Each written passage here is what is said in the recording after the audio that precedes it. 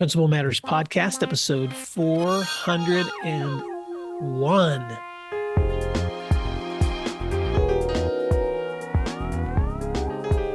Hi, friends. This is Will Parker, host of Principal Matters, the School Leaders Podcast, where each week we bring you inspiring, innovative, and imaginative ideas for your own school leadership.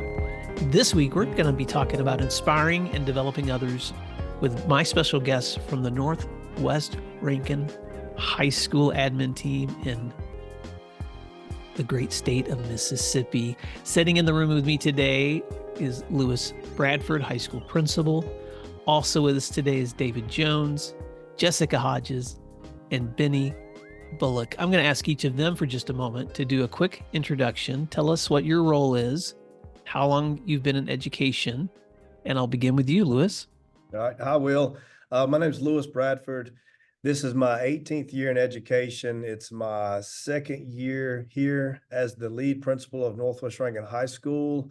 I've been in administration now for going on I think it's my 10th year in administration. So, but it's my second year in the lead role here at Northwest Rankin High School. Lewis, it's great to have you in the room. David Thank you. Jones. I've been in education for about 13 years. I started out teaching science classroom for 8 years. Then I moved into the transportation, running the buses for 3 years. And this is my second year as an assistant principal. I handle 9th grade in science primarily. Thanks for being here, David. Jessica Hodges. Good morning. This is year 22 for me in education.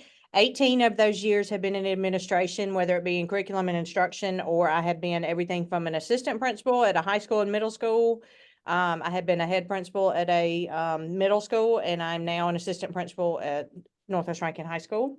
My job this year is currently testing. I work a lot with testing, and I also am in charge of curriculum, so I get to work with teachers for the most part. I don't have a particular grade, but I work with teachers. It's great to see you, Jessica. And Benny Bullock.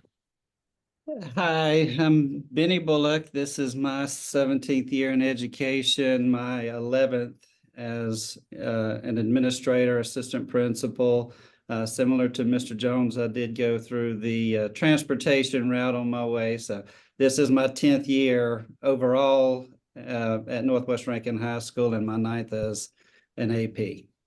Well, and I know that you guys lead a very large high school with two other administrative members who couldn't be with us today, Dr. Terrence McEwen and Angela Reynolds. So a quick shout out to them as well, because I know each of you manages different areas and responsibilities. Jessica, I also know that you are a former Mississippi Principal of the Year, if I remember correctly. Is that correct?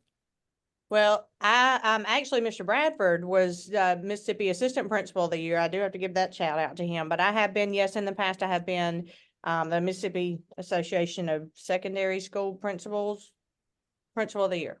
Well, congratulations. And Lewis, you and I have known each other for quite a while now through the podcast, but also through the work that you've done with the Mississippi State Association, also through our relationship with the National Association of Secondary School Principals. Last year in 21-22, you were named the Administrator of the Month, I think like 3 times.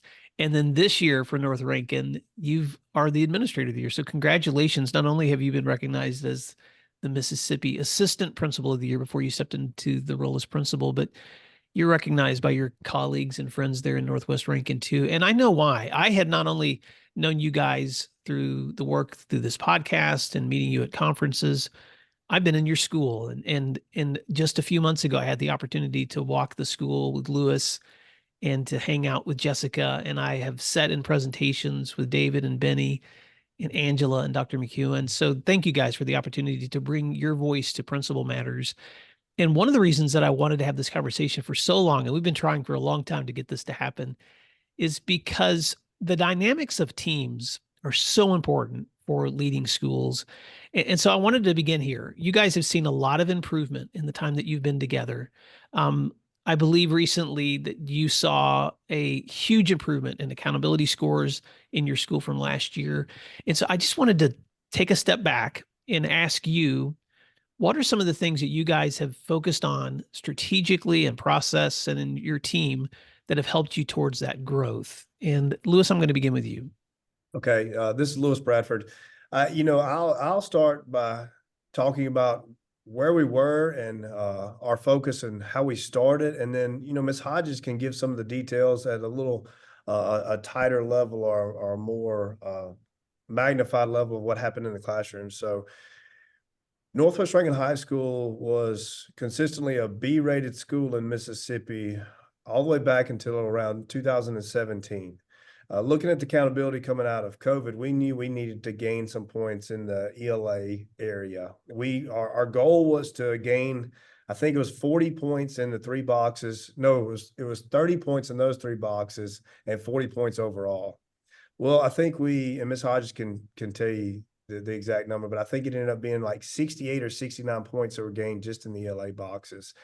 But what we believe or how we believe that happened is January the 8th, that would have been 2023, in our PD day, we had the entire staff together and we presented the accountability model, not to talk about accountability specific, but to talk about supports, how we could support each other, not to put the stress of the accountability model or state testing on only the state testing teachers, but to spread it across the entire staff so everybody saw the accountability model and where they played a role in it.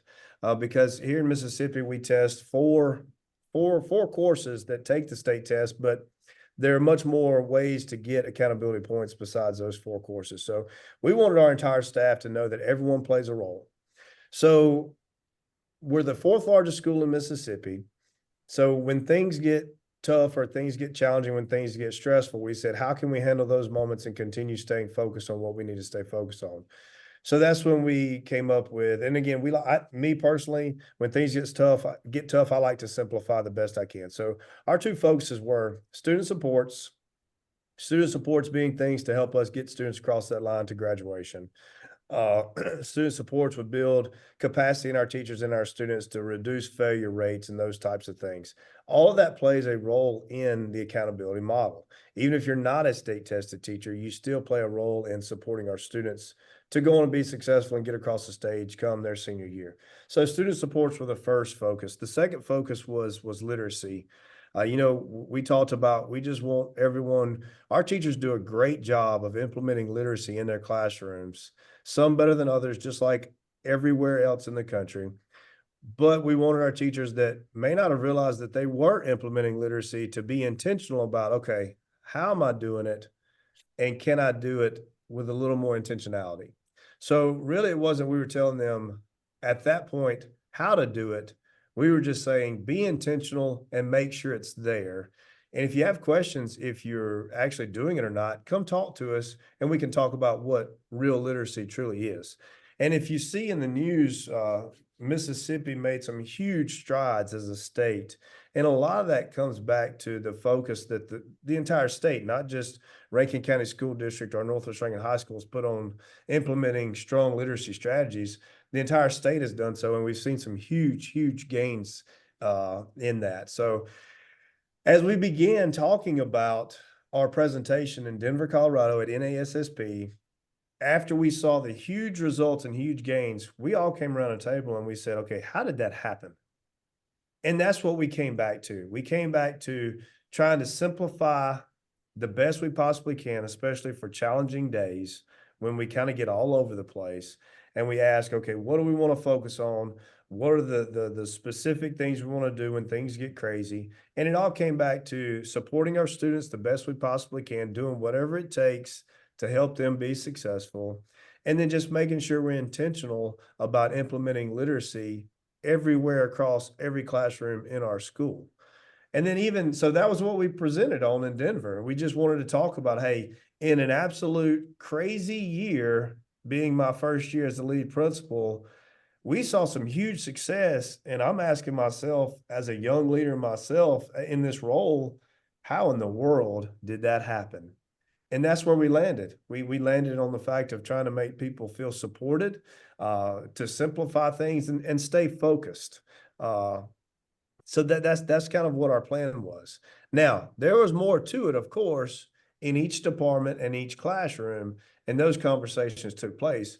But as the lead and as a leadership team, we said, this is where we want every department to come back to with whatever it is they feel like serves their students and their department the best. Everyone plays a role, and simplifying what those goals look like. And then you said two things. One, creating the right student supports, and two, having a shared focus. And yours was on literacy. So Jessica, I want to come to you next. Could you talk a little bit about at Northwest Rankin High School, because I know you've worked directly in a lot of classroom instruction support. What are some of the non-negotiables that you guys were able to commit to toward that goal? And by the way, when we say these things, all of us know as practicing leaders that none of us does any of this perfectly, but we know that with intentionality comes results. So talk a little bit about what that's looked like for you guys with the intentionality you've had around some of those non-negotiables. I will tell you, one of the things that I love about Northwest Rankin High School is that even from the point of interviewing, when we start interviewing candidates for positions, our whole conversation is, what kind of team player are you? Like, our whole focus is on team. Starting with the admin team, we have leadership teams, we have grade level teams, you have subject team. I mean, everything is team related. And so I believe it all starts with, and especially a lot of the growth that we had started with our interview process. I mean, we went out and were searching for people who were ready to be on our team and who were ready to move forward, whatever that looked like, and wherever that looked like. So I truly believe that our success is because we have got some of the best team members on our staff. So I really do think that started out first, because our expectation really, when they come in, is that you're a team player. What role will you bring to this team? And then what does that team look like? So I get the opportunity to work with individual teams, and I work with the ELA. I'm over the ELA department. And so that was my goal for the last 3 years, is how do we build this team to be better? And that starts with, we test in 10th grade. So what does 9th grade look like? What does 11th and 12th grade look like? And so you have to have a lot of focus on working together, looking at data, what's good, what's bad, what do we bring in, what do we need to leave behind? And then we're constantly looking for, who else is out there that's doing it better than we are? And we're trying to figure out what they're doing. So it's a constant desire to move in a forward progression direction, I guess. But that's kind of our non-negotiable, is we don't want you sitting still. Mr. Bradford always refers to it as, well, we're chasing it. So what is it? It's different for every one of us, but it is always moving us forward. And if you're complacent and you're not looking for it, then you may not be best for our team. Not to say you're a bad teacher, but that's what I fully believe, is that we've got some teachers that are chasing it. You've also implemented some really strategic measures too, Jessica, that I think would be really important to touch on for just a second too. Talk a little bit about how your master schedule prioritizes teachers working together, what that looks like with some of the teams that you guys have built, because it's impressive with a school your size, how you guys have built a master schedule that really encourages collaborative planning. Yeah, definitely. That's really important to us too. It can be a headache sometimes, just because we are so big and there's so many factors that go into master scheduling. But our whole goal is, we started out initially, I think, with really putting a focus on those tested subject areas, and making sure that those teachers who teach that tested subject have at least one common planning block. And then, for as long as I can remember, the whole goal is, we need to try to get teachers, whether they test or not, planning together. And so time is a factor with teachers, and we know that. Before school, we're working with kids in our 0 block. So that limits time that teachers can work together. And then after school is not necessarily an option. And so we really work on our master schedule on trying to figure out, how do we get everybody that needs to be off together. And so a large majority of our departments have got a good majority of their departments that have some type of common planning. It may not be both days. Most of them, it's not both days, but they have at least one of the 2 days where they have 96 minutes every other day to plan.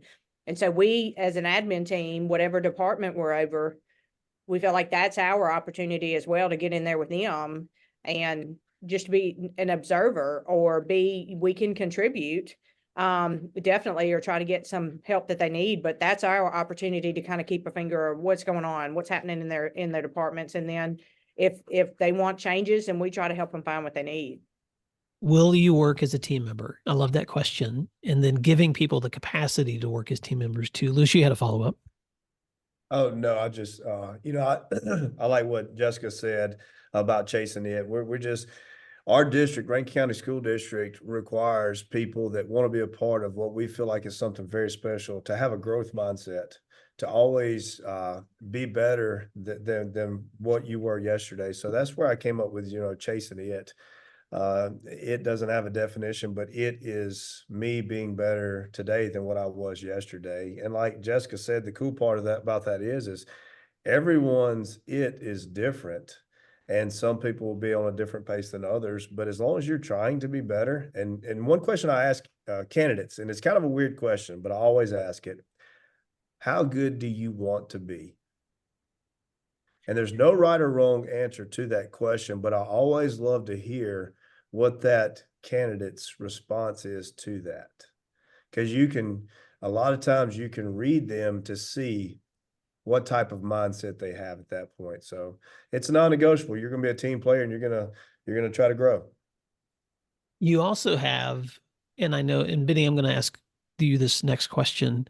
You guys also have a lot of supports built around helping students academically, behaviorally, emotionally. And Benny, I've had the privilege of hearing you present on student supports. And in particular, I remember you telling the story of one student named Cooper Johnson. Would you mind telling us a little bit about a student success story and how that story kind of reflects a model of what's been happening across your school?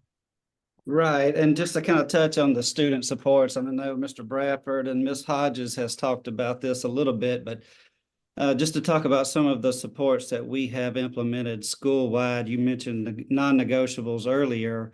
Well, the zero block schedule is certainly one of those non-negotiables, and that's a time period for students to come in before school to be able to get remediation and extra help with their teachers. Other supports are, we have redo, retest policies in each or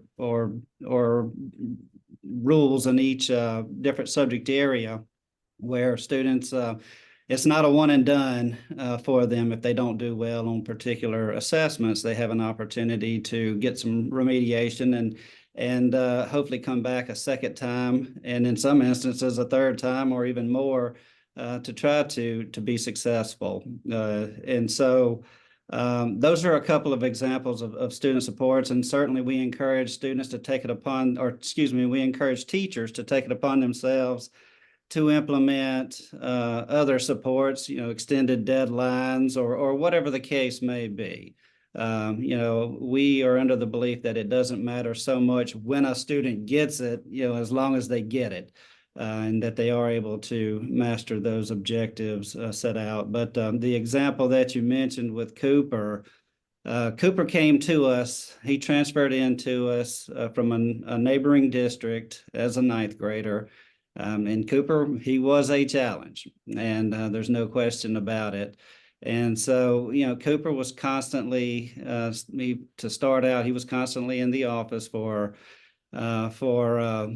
undesirable reasons. And so as an admin team, we recognized early on that we needed to build a relationship with Cooper. And so pretty much everyone on the admin team began to, when we saw Cooper in the hallways, to make sure we reached out to him and smiled and gave him a fist bump or shook his hand or whatever needed to be done there. And it became routine, and to the point to where Cooper would seek us out in the hallways when he saw us. And so through those relationships, Cooper began to thrive in the classroom.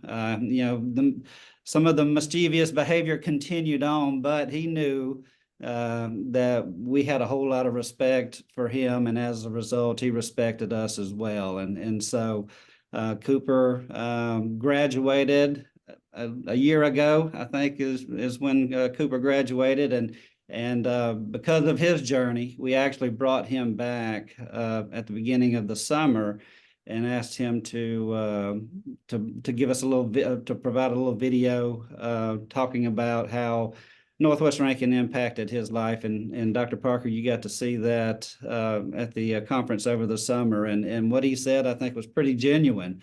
Certainly he wasn't coached up at all. And Cooper, one thing I'll say about Cooper Johnson is he says what he means. And I think he certainly meant that, what he talked about on the video. And there are many examples of Cooper Johnsons and other students throughout the building. And just this morning, we have a current 11th grader here at Northwest Rankin High School who's very similar to Cooper, came to us as a 9th grader, and lots of challenges, both behaviorally and academically, and we've been working toward building those relationships. And I had to praise him in front of other staff members this morning. I patted him on the back and made sure the other staff members realized, who are very familiar with the student, realized that he has not had a single discipline referral all year long. And so that is certainly a huge praise for him. And so, like I said, we've got several examples of those students walking our hallways. The biggest thing is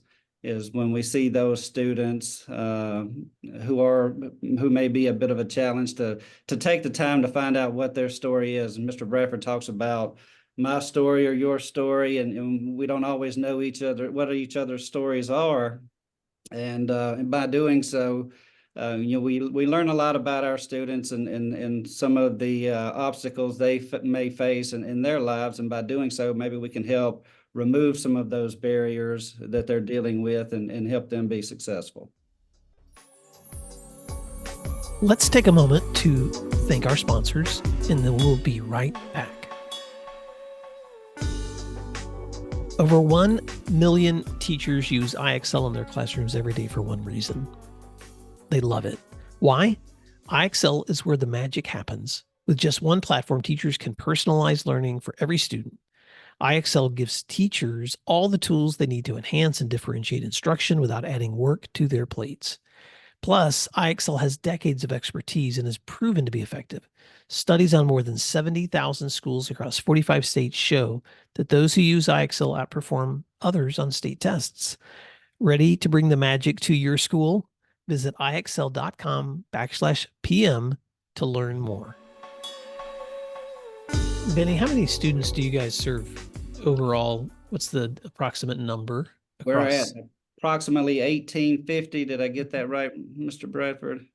Yeah. So with 1850, I'd love, the reason I ask you to tell the Cooper story is because there's a lot of Coopers and there's a lot of Emilys and there's a lot of, you fill in the names. And so every one of those kids has a name. Every one of those kids has a family. Every one of those kids has a story.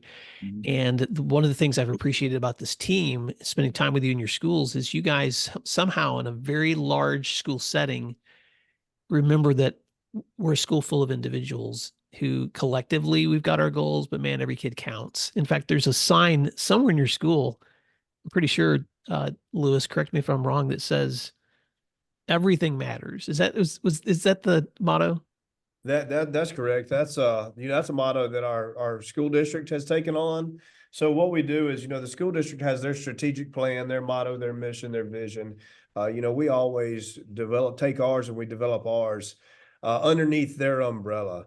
So that everything matters that's us tying ourselves back to our school district, in which we're so lucky to be part of such a wonderful school district. So yeah, and it's true. I mean, you can't deny that because everything does matter. And I just looked up our enrollment. Currently, right now, we have 1,878 students.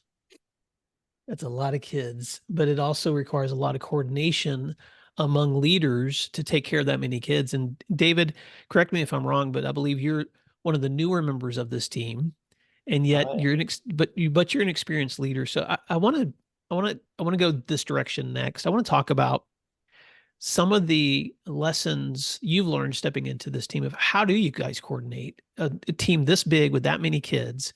What are some of the lessons you're learning as being a part of a team to coordinate, collaborate, to try to keep it simple, even in the complexity of serving so many kids? Well, that's a big part of being a new administrator. Coming through transportation, I had the opportunity to see some of the things that happened, some of the things that would go on. But then to step into this actual role, uh, it is a big step, but you learn real quick that communication is what's going to keep everything together. This team, anything that happens at the school, we're talking to one another, we're keeping informed with one another. We question one another all the time. I try never to make a decision without running it by at least one of the other administrators. And I think that pretty much goes around. Everybody wants to ensure that we're staying on the same track together, that we're treating each one of our students the same way. If they do something good, we want to make sure to show them that. So we make sure that we're showing each student that same way. If they do something that's not quite so good, that we don't have a bad day and punish one in a way that's different than what we would have done on a good day. So it's keeping that communication is the only way for me to be able to say that we can coordinate everything together. It's always a work in progress. It's always flowing. It's always moving, and we just have to stay on the surfboard as we go through it. But we go through that together when we work as a team to keep that happening. Well, what I love about that feedback, David, is first of all, congratulations for being a part of the team that communicates regularly, that questions one another, that runs things by one another. That's a privilege to be able to have other people that you trust. I just finished a really good book that's been around for 20 years, The 5 Dysfunctions of a Team by Patrick Lencioni. And he talks in that book about the foundation of a dysfunctional team is an absence of trust. But the next dysfunction he calls a fear of conflict, that they're afraid to say to one another, hey, I'm not sure we're doing the right thing here, or I want to question this. So it's a privilege to be on a strong team, but it's also hard to be on a strong team because you have to run stuff that's really difficult by one another and to trust each other for feedback and to be willing to say, I don't agree in those situations too. And Lewis, I see you smiling. So what are you thinking when you think about those dynamics that good teams also mean hard conversations? I think about yesterday. We have situations in such a large organization, situations come up all the time. And my main goal is to make sure we are doing what is right. And we're doing what's right by our school, our organization, our students, and what's expected. So in times you, especially as a leader in this seat, you get a feeling like the decision needs to be made in this direction. And I can remember asking the entire team, yes or no. Nothing else, tell me yes or no. And as we went around the entire team, almost everybody hesitated to say yes or no. And then I had to just say, no, you tell me yes or no. But that's part of during the summer when we have some relaxing times, we enjoy each other's company. We have a good time. Our team, we're so talented and so experienced. We've all kind of been through good times and challenging times, but we all, when we're having good times with each other, we know challenging times are coming. So we'll talk about those times and we'll say that, hey, when we get behind closed doors, we're like brothers and sisters. We can get after each other as hard as anybody. And if anybody would overhear us talking behind closed doors, they would question a lot of things. But it's all about looking at a decision 360 degrees around it to ensure that it's the best decision we can make with the most information we have. But also, no matter how heated it might get, our differences and our disagreements, we all agreed when we took this job that when we walk out of that space, back out into the school or out into the community, we're right back on track with each other. So it's just funny, when you start talking about that, we all kind of start laughing and giggling because we've had some some extremely heated debates, but it's not about right or wrong. It's about doing what's best for our wonderful school here. So therefore, if anybody on our team disagrees with what I'm thinking, I don't allow that. I don't allow myself to take that personal. Therefore, that's why I believe our team can be so successful, because they can completely disagree with me, even as the lead principal, and they know they can come to me and they can challenge me because they know I will listen to try to make the best decision possible. And that's what it's all about, making the best decision possible. I agree. The best decision with the information that we have, and Right. being willing to, um, behind closed doors, say the things that need to happen. And then when you're in public together, you're unified. Now, I want to ask you guys one more question about practice, and then I want to wrap up with some feedback from each of you for other leaders. And I know that if Angela was in the room, I would ask her this directly. So I might point this question back to you, Jessica, or whoever wants to take it.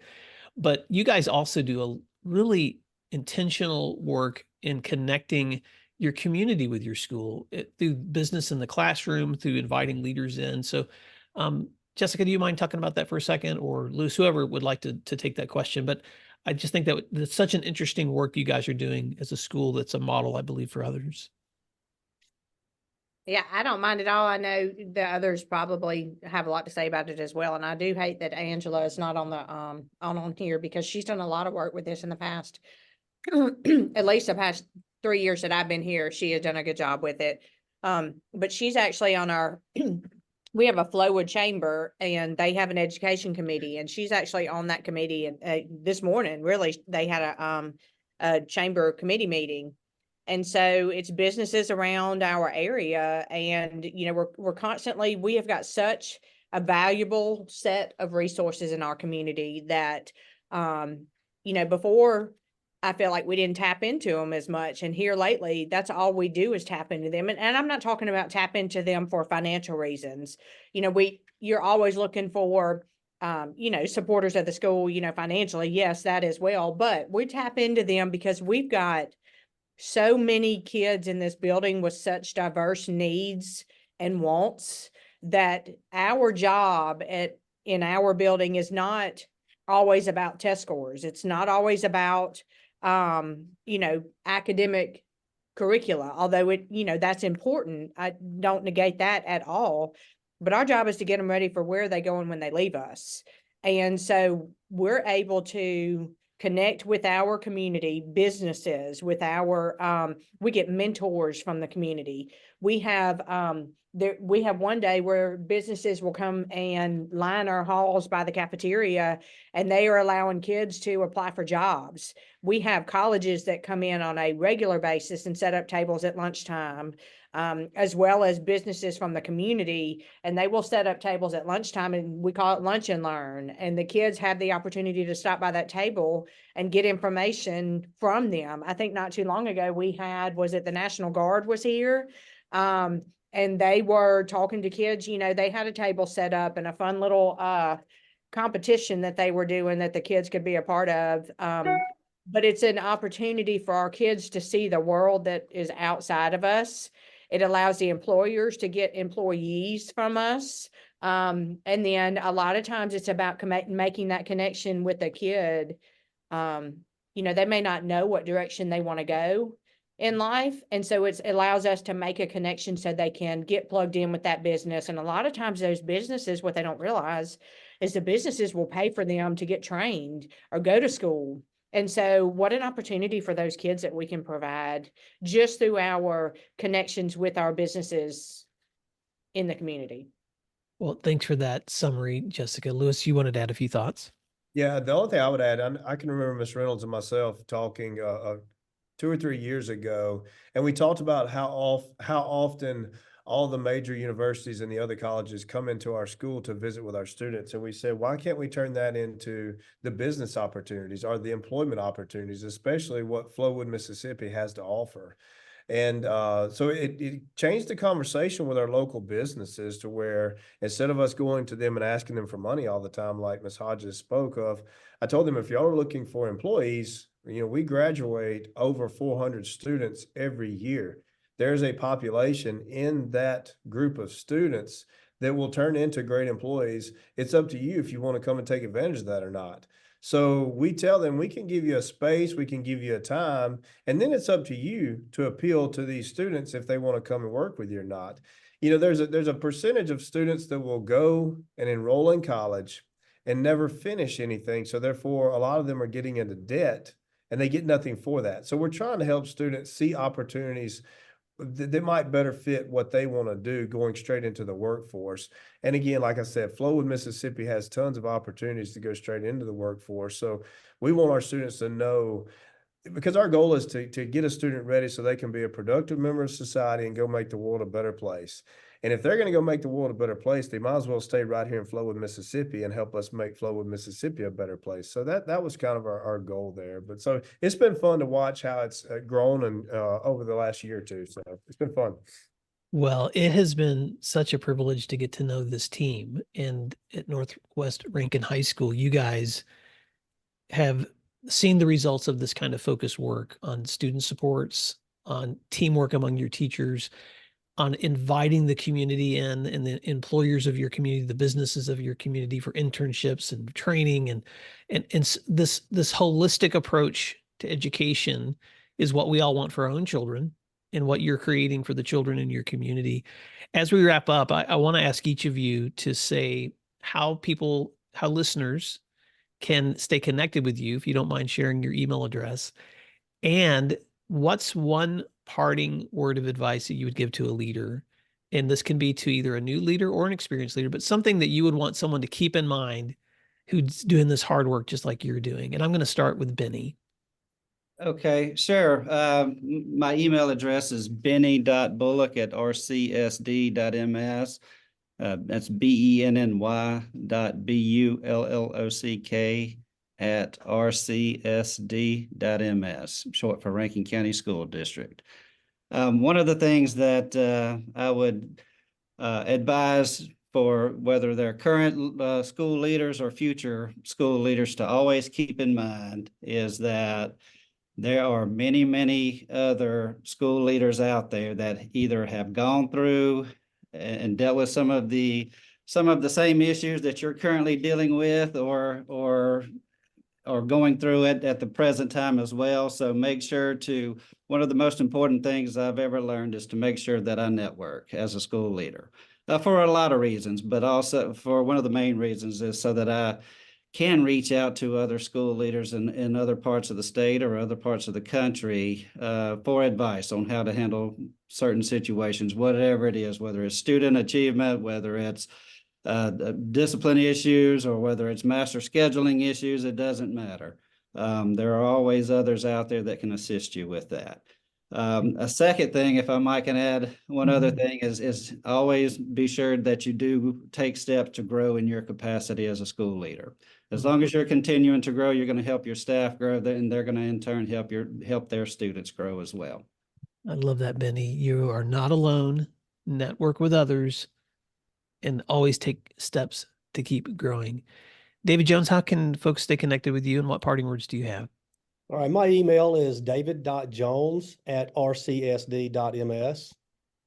And I would say as the new team member here is always lean on those people around you. Don't think that you have to go into the position as a new administrator, knowing everything, understanding everything, but go in willing to learn, willing to listen, willing to take criticism sometimes when it's needed, but to use that to grow. And then build those relationships with those people around you, that they will come to you when they need help, that you can go to them when they need help, and that you grow that team and make that something that you're proud to be a part of. I love that. Lean on others, learn, listen, take criticism, and grow. Jessica Hodges, how can people stay connected with you, and what parting words do you have? Sure. My email is jhodges, HODGES @rcsd.ms.